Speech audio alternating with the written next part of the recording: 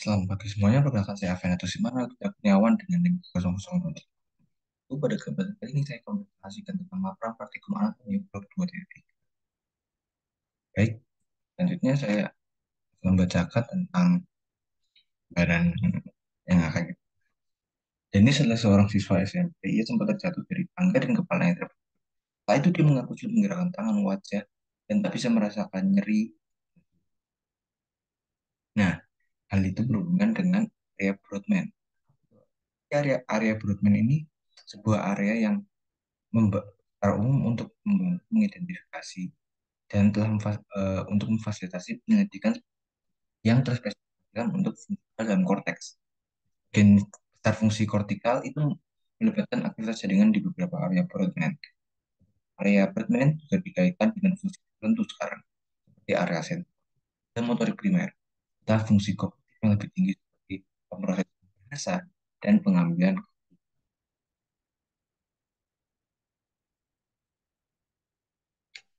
Nah, di sini ada area-nya, ada gambaran umum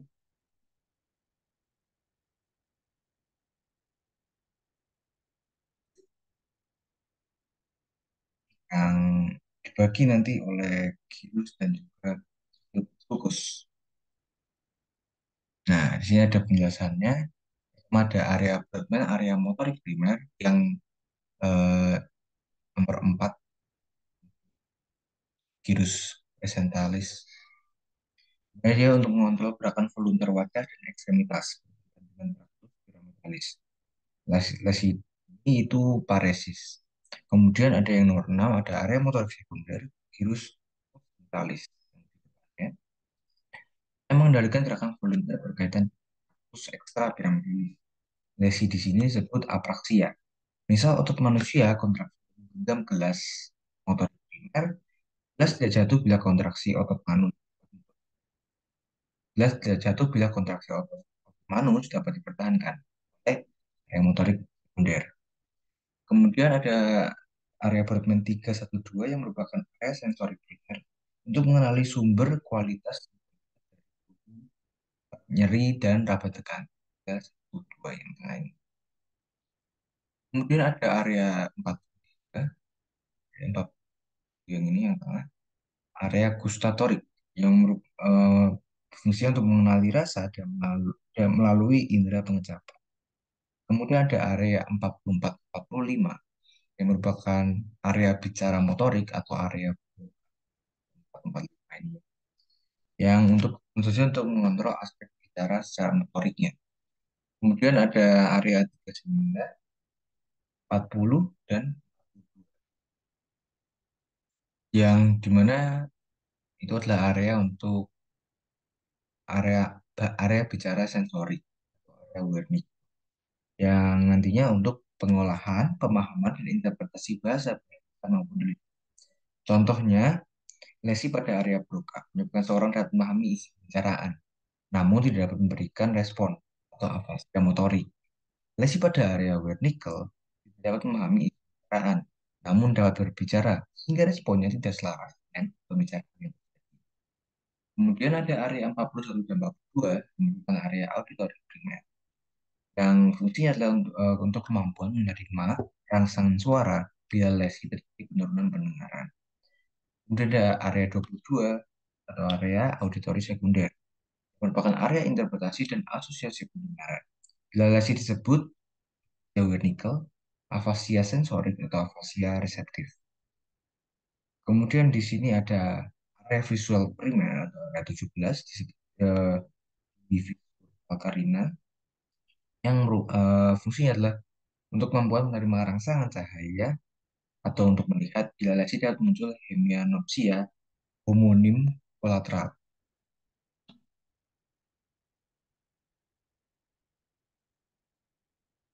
Kemudian ada area 18-19 yang merupakan area visual sekunder untuk persepsi visual kompleks warna, gerak, arah objek bila lesi dapat muncul buta warna atau agnosia visual. Dapat melihat namun tidak dapat mengenali benda ya karena buta warna juga. Kemudian kita lanjut lagi. Ini ada Tractus pyramidalis dan ekstrapiramitalis. Jadi traktus piramidalis dan ekstrapiramitalis secara definisi untuk traktus piramidalis itu pengendalian sadar terhadap otot-otot dari korteks cerebral, otot tubuh dan di pengendalian secara sadar untuk kemudian ada traktus ekstrapiramitalis yang berasal dari batang otak, membuat serat. Mereka bertanggung jawab atas pengendalian otot yang tidak sadar, refleksif atau responsif, seperti tonus otot, keseimbangan, postur, dan juga lokomosi. Traktus retikulospinal adalah satu traktus ekstrapiramidal paling penting untuk mengontrol aktivitas motorik bawah. Nah, di traktus piramidalis secara gambar ya ada di A, satu A yang di sini, dan juga satu B yang di belakang. Teres area dari motorik primer dan sekunder, area 4 dan 6 Broadband, yang bersifat spinalis. Ini akan menyilang kolateral di bawah video mata yang disebut dekustasio piramidum. Sisanya yang gamilang terdapat pada bulus anterior, finalis anterior. Traktus ini berasal dari sel Betz yang berjalan descendant dan berakhir di cornu anterior medulla spinalis. Kemudian ada traktus extrapyramidis, yaitu ada dua A yang merah sini, dua B yang merah ini, dua ring merah yang belakang, dua E dan dua D. Nah, traktus ini adalah kinerjanya untuk menunjang kerja dari piramidalis. Selain itu, dia juga sebagai pengendali aktivitas motorik yang dicetuskan korteks motorik cerebri dan traktus piramidalis. Terdiri dari traktus vestibulospinalis, timbangan, dan tonus. Kemudian ada traktus retikulospinalis dari pons. Kemudian ada traktus retikulospinalis yang lateral dari medulla oblongata. Dan yang terakhir ada traktus tectospinalis dari mesencephalon menuju medulla spinalis. Nah, untuk yang retikulospinalis itu di 2B bagian ini. Kemudian ada vestibulopinalis yang 2C yang di belakang sini. Kemudian ada tectospinalis. Nah, traktus ini pada bayi masih belum sempurna. Jadi kalau kita lihat sendiri memang tidak bisa memegang dan mempertahankan benda-benda lunak di tangannya. Maka mungkin perkembangannya untuk memegang benda masih perlu latihan banyak untuk seorang. Nah, kemudian kita akan membahas tentang encephalon. Nah, encephalon adalah komponen sistem nervus sentral atau sistem saraf pusat yang dimana ini ada tiga. Ada prosencephalon. Prosencephalon merupakan awalannya, kemudian ada mesencephalon dan juga rhombencephalon. Ini adalah lateral view-nya. Ini adalah pada embrio 3 sampai 4 minggu. Prosencephalon nanti akan berkembang menjadi telencephalon dan diencephalon. Kemudian untuk mesencephalon atau midbrain, dia akan berkembang menjadi encephalon juga. Dan untuk rhombencephalon, dia akan berkembang menjadi metencephalon, diencephalon. Pada embrio 5 minggu, di sini akan bagi lagi cerebrum ada menjadi untuk mata, ada menjadi talamus, hipotalamus, dan epitalamus untuk diencephalon. Kemudian mesencephalon akan menjadi midbrain, metencephalon menjadi pons dan cerebellum. Dan yang terakhir ada mielencephalon yang akan menjadi medulla oblongata. Ini merupakan lateral view-nya atau letak nanti. Nah, ini adalah gambarannya untuk encephalon yang sudah berkembang. Ini ada pons, ada mata, ada cerebellum.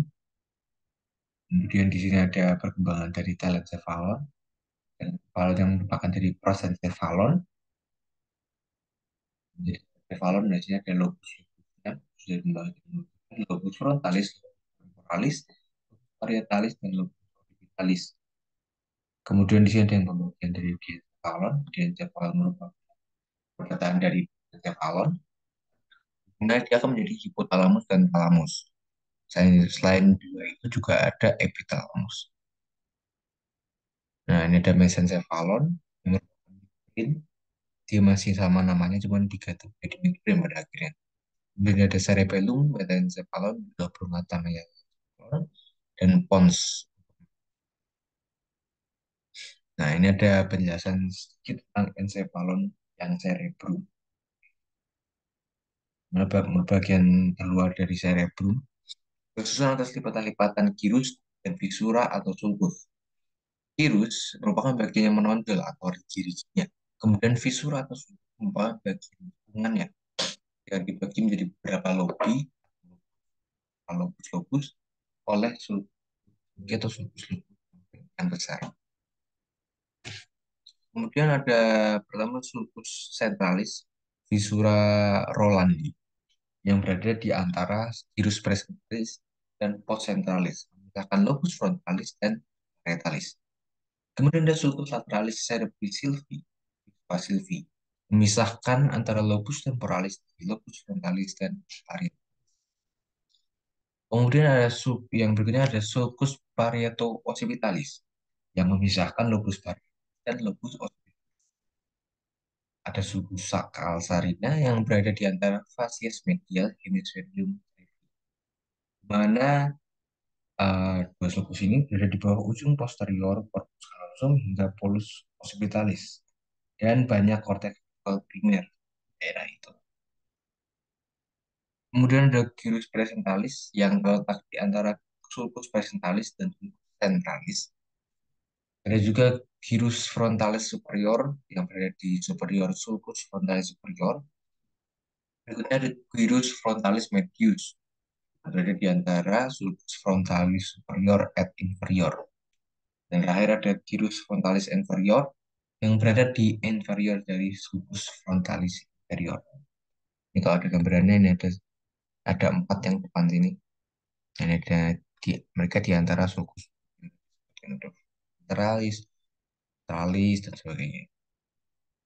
Kemudian ada gyrus postcentralis yang terletak antara sulcus centralis dan sulcus postcentralis. Ya, ada yang gyrus postcentralis. Kemudian ada juga gyrus lobulus, atau gyrus atau lobulus yang parietal superior dan inferior. Ini kalau sini tunjukannya ada lobus parietalis inferior, kemudian untuk yang superior tidak muncul di sini. Ya tidak dimunculkan di untuk yang lobus parietalis superior. Kemudian ada yang di daerah temporalis, itu gyrus temporalis superior, berada di inferior sulcus lateralis. Di superior, sulcus temporalis superior. Kemudian ada gyrus temporalis medius yang berada di antara sulcus temporalis superior et medianus atau median dan medianus. Kemudian ada gyrus temporalis inferior yang berada di inferior sulcus. Yang terakhir ini ada gyrus occipitalis superior dan gyrus occipitalis inferior. Di sini terlalu dimunculkan yang occipitalnya. Gyrus occipital superior et inferior disebabkan oleh sulcus occipitalis lateralis. Di sini terlalu dimunculkan untuk yang itu. Ada sulcus occipitalis transversus ya. Nah, berikutnya ada berada di facies medialis hemisferium cerebri mengelilingi korpus callosum.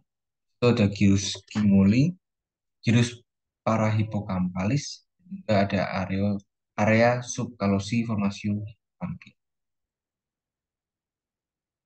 Ada di dasar sulcus lateralis, cerebri sylvie, itu ada gyrus longus insulae, gyrus brevis insulae, sulcus centralis insulae yang memisahkan gyrus longus dan brevis insulae. Dan ada sulcus circularis insulae yang mengelilingi gyrus insulae. Dan ada limen insulae. di sini ensefalon ada vaskularisasi. Jadi, ada dua misalnya, yang dari anterior dan juga dari posterior. Yang pertama kita bahas dulu dari yang anterior, yang asalnya itu dari arteri arteri yang dari percabangannya arcus aorta, yang dia nanti akan menjadi arteri arteri cerebri anterior bercabang dua gini, yang nantinya dua ini akan dijembatani oleh communicans anterior. Kemudian ada juga yang asalnya dari arteri vertebralis, yang dia akan menjadi satu sekitar di sini, menjadi arteri basilaris yang ini. Kemudian nanti akan bergabung lagi menjadi arteri cerebri posterior. Di sini ada anterior, di sini ada yang posterior.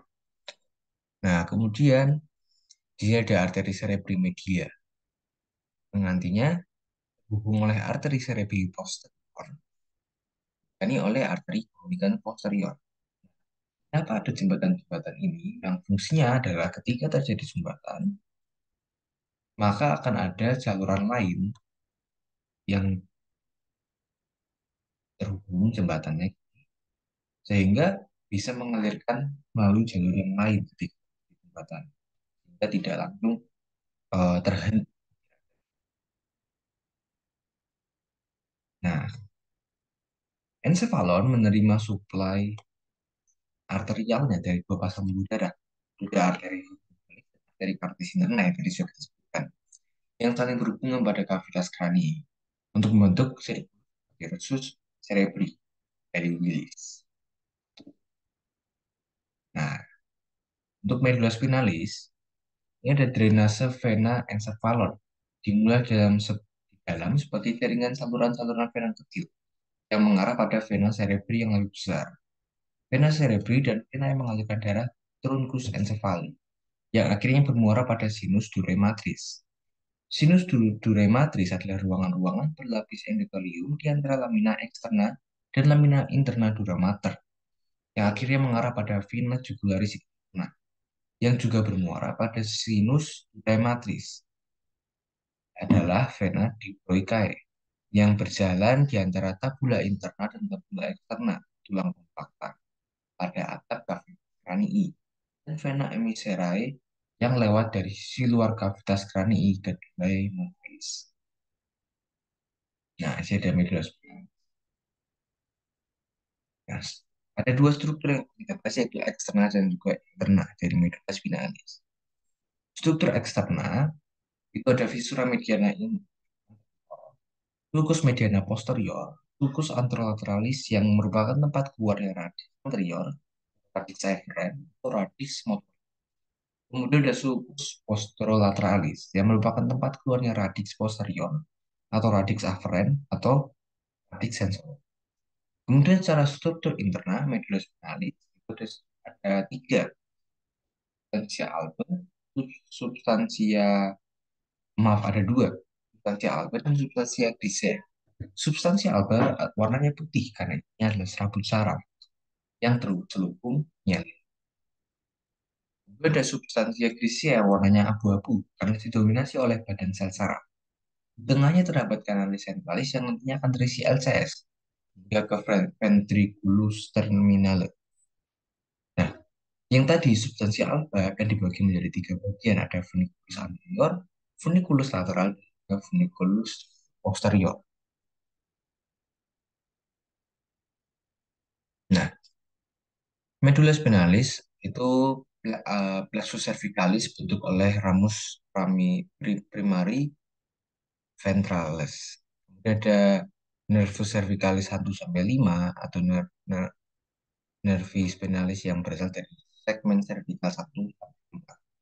Kemudian ada plexus brachialis yang dibentuk oleh nervus cervicalis 5, 6, 7, 8, dan nervus thoracalis 1, yang dimana ada juga plexus lumbosacralis. Untuk ketiga ada plexus lumbalis, nervi lumbalis 1. Plexus sacralis yang terdiri dari nervi sacralis 1. Ada juga plexus coccygeus yang terdiri atas nervus sacralis 4 sampai 5, et nervus coccygeus. Ini ada nervus cranialis yang terdiri atas 11 nervus utama, yaitu ada olfactorius, oculomotor, kemudian cochlear, dan trigeminal, facial, auditory, glosopharyngeal, vagus, hypoglossal, dan juga spinal auditory. Yang secara umum fungsinya untuk olfaktori itu ada penciuman atau smell, kemudian optik untuk vision, kemudian di audition ada pergerakan dari mata, kimia ada sensori dan juga wajah, sinus, gigi, dan juga otot rahang. Nganga. Kemudian ada fasial yaitu untuk otot wajah dan juga perasa, taste. Kemudian untuk auditori itu ada hearing, pendengaran, dan juga balance. Glossopharyngeal secara untuk pada tenggorokan dan juga lari. Dan sekali untuk hipoglossal dia adalah untuk pergerakan lidah. Nah, aksesori untuk pada leher dan otot gender. Ini ada gambaran-gambaran lagi. Untuk, nah, yang untuk dua ini untuk sensori pada mata. Kemudian yang tiga ini untuk seluruh otot mata, kecuali yang disertai oleh otot 4 dan otot 5. Nah, otot 4 itu nanti, nervus 4 itu nanti untuk superior oblique muscle, kemudian untuk yang nervus eh, 6 untuk external rectus muscle.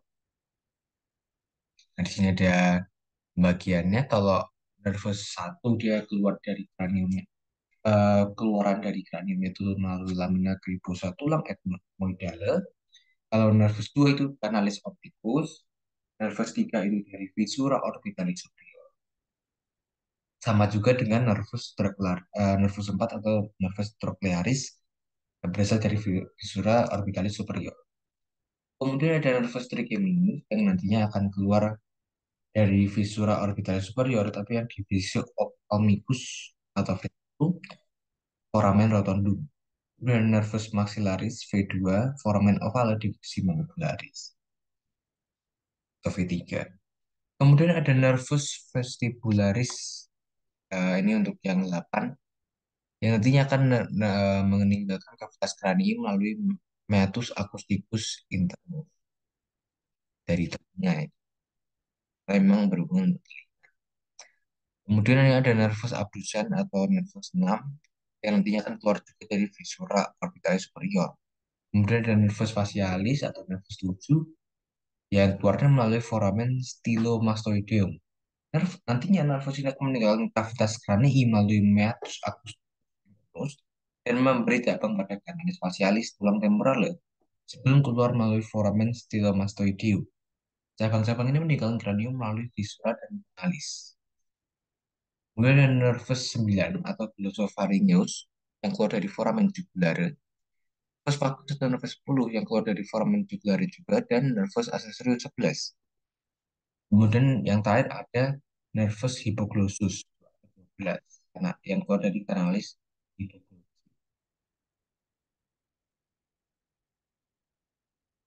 12 nervus cranialis. Ini merupakan gambaran pengeluarannya tadi.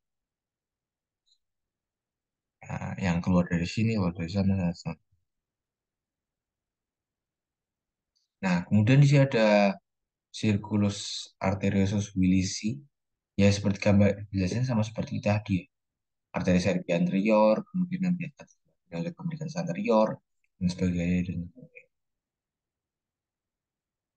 Kemudian sih ada jalur penglihatan. Ini ada gambarannya kalau left nanti akan diurus oleh otak dan daerah yang kanan, kemudian termasuk bla Nah, dasarnya adalah penglihatan nasal. Ini ada nasal fields dan temporal fields. Jadi penglihatan nasal atau nasal fields itu akan diterjemahkan oleh retina bagian temporal atau hemiretina. Bagian temporal itu berarti yang bagian ya. Baliknya penglihatan temporal, temporal fields akan diterjemahkan oleh retina bagian nasal. Bagian nasal itu yang dekat hidung atau di medial atau nasal hemiretina. Nervus opticus bagian nasal akan menyilang Jadi dua nasal ini akan hilang, membentuk chiasma optikum. Tapi yang bagian yang nerve optikus bagian temporal tidak hilang di chiasma optikum. Nah, ini akan menghilang, kemudian yang nasal sama temporal yang sebelah kiri akan mengurus barengan. Nanti diurusnya gini, kalau yang nasal kanan sama temporal kanan akan diurus sebelah kanan. Ya, kita eh, nasal itu jangan untuk nanti nasal kanan sama temporal kanan bareng, temporal kiri sama nasal kiri bareng. Satu, dua, nanti pas. Nah, kemudian di sini ada otot mata. Di otot mata itu ada rectus medialis, rectus superior, rectus inferior, rectus medialis, rectus lateralis. Kemudian ada obliquus superior dan obliquus inferior. Nah, kalau secara gerakan, rectus yang rectus itu nanti sudah sesuai dengan namanya. Pergerakannya itu sudah sesuai dengan namanya. Misal kalau rectus superior, nanti dia akan membawa mata itu ke atas. Kemudian kalau misalnya rectus inferior, dia akan membawa mata itu ke bawah atau depresi, pasti depresi. Kemudian kalau yang lateralis dan medialis, lateralis nanti menjauhi abduksi. Kemudian kalau yang rectus medialis itu abduksi. Nah, kemudian kalau oblikus itu dia akan membawa mata itu depresi, abduksi, dan juga sekaligus rotasi medial bulbus oculi. Kemudian kalau oblikus inferior nanti akan mengelevasi abduksi dan juga rotasi sakral dari bulbus oculi. Nah, berikutnya kita akan membahas saraf otonom yang mempengaruhi simpatis dan. Nah, jadi pembedaan antara simpatis dan parasimpatis distribusinya ada segmen thoracolumbar, itu nanti ke kulit, dan keringat, mukus area terpilih, jaringan adiposa, otot polos, pembuluh darah. Tapi kalau untuk parasimpatis, dia itu segmennya craniosacral. Energinya terbatas pada kepala dan organ di dalam dada, perut, dan panggul. Sekaligus ya beberapa pembuluh darah. Kemudian kalau untuk lokasi preganglion, itu untuk simpatis ada kornolateral atau nucleus intromedialis cornolateralis medulla spinalis atau NILCLMS. Kemudian ada segmen medulla spinalis segmen T1 sampai T2 atau thoracolumbar yang kemudian menuju ke ganglia truncus sympathicus atau ganglion prevertebralis.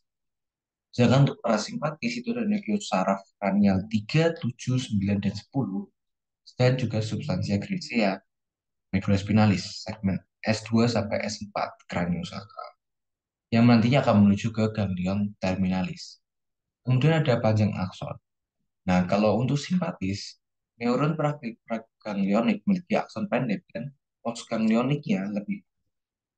Sedangkan kalau untuk yang parasimpatis, preganglionik memiliki akson yang lebih panjang daripada postganglionik, karena postganglionik aksonnya lebih pendek. Kemudian untuk neurotransmitter, pada simpatis itu neuroprogangglioniknya melepaskan asetilkolin atau ACH. Sedangkan neuron postganglionik melepaskan norepinefrin atau NE. Kemudian untuk parasimpatis, preganglionik dan postganglionik ini sama-sama melepaskan ACH. Nah, efek fisiologisnya yang paling umum, yang paling diingat orang-orang adalah untuk simpatis, fight or fight. Dia untuk bersiap-siap. Sedangkan untuk parasimpatis, dia adalah rest and digest atau read and take a book.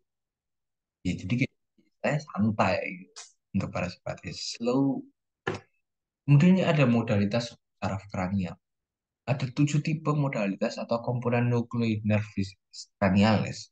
Ada GSA, General Somatic Afferent, motorik untuk otot skelet umum. Kemudian ada GVA, General Visceral Afferent, yang autonom parasimpatis untuk kelenjar dan mobil. Kemudian ada Special Visceral Afferent, motorik untuk otot skelet yang berasal dari branchial arch. Untuk otot punggungnya, mimik, musculus sternocleidomastoideus, dan musculus trapezius, pharynx, dan pharynx. Kemudian ada GVA atau General Visual Efferent, sensor umum pada organ visceral untuk nyeri, suhu, raba, dan tekan. Kemudian ada SVA, Special Visceral Efferent, sensorik untuk indera khusus derivat GIT untuk penciuman dan pengecat.